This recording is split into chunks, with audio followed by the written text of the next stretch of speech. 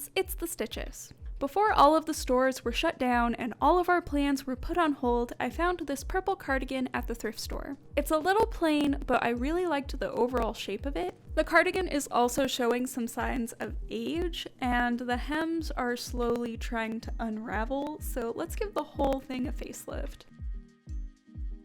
To repair the hem damage, we're going to be doing a little bit of visible mending.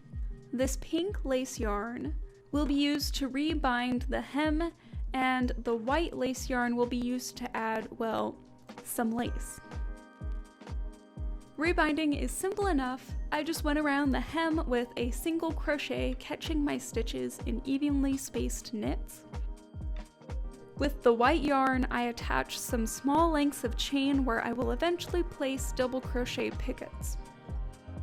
If you're not familiar with crochet lace making, there are tons of tutorials and patterns online and on YouTube, and you can add pretty much any kind of lace to a solid piece like this.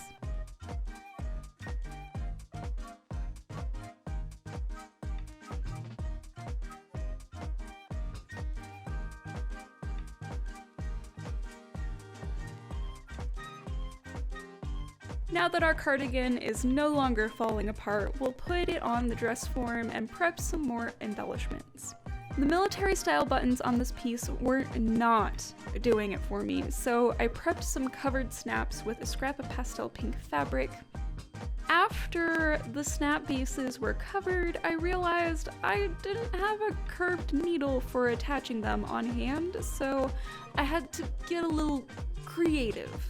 Some 2-part epoxy and some mildly ugly buttons that were taken off of another garment will build a new set of shank buttons.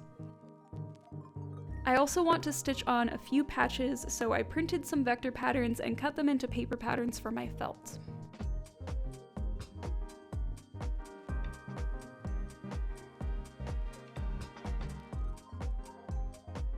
These are just assembled and set aside.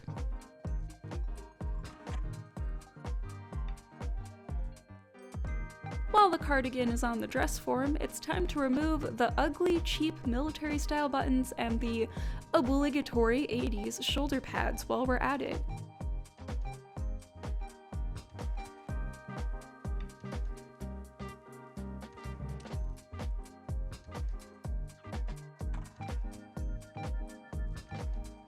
It was requested that I make a tutorial for this, so here it goes. Most shoulder pads are attached in 2 to 3 places.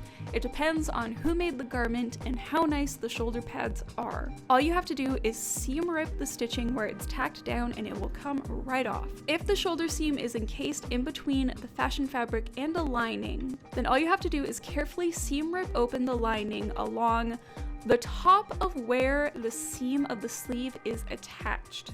And then you can remove it after you make a big enough gap to access the pad. After the pad is out, then all you have to do is slip stitch the lining back together.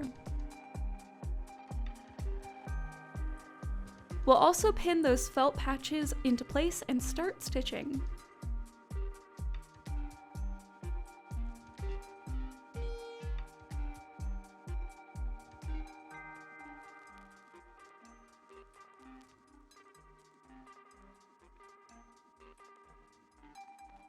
I did most of the actual labor for this project while sitting on my couch and watching TV, but don't worry, I was watching Netflix, not the news.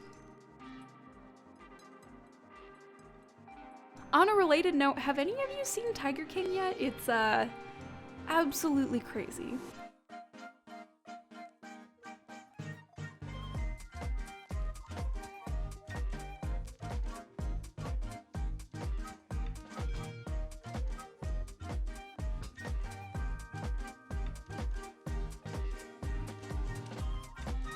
After the buttons have dried for 24 hours, it's safe to stitch them on. Luckily, I guess, the previous buttons pulled the yarn enough that I had clear markers for where the buttons needed to be.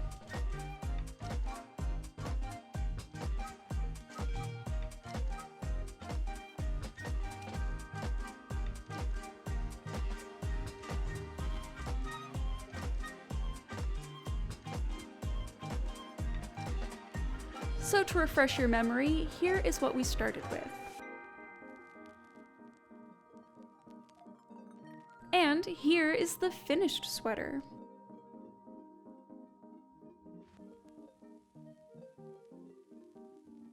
I always love how a few simple additions can make a piece feel completely different.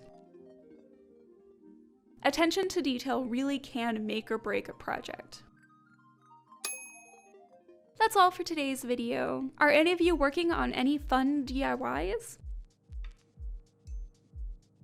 I hope everyone has a good day, and I will see you all next time. Bye!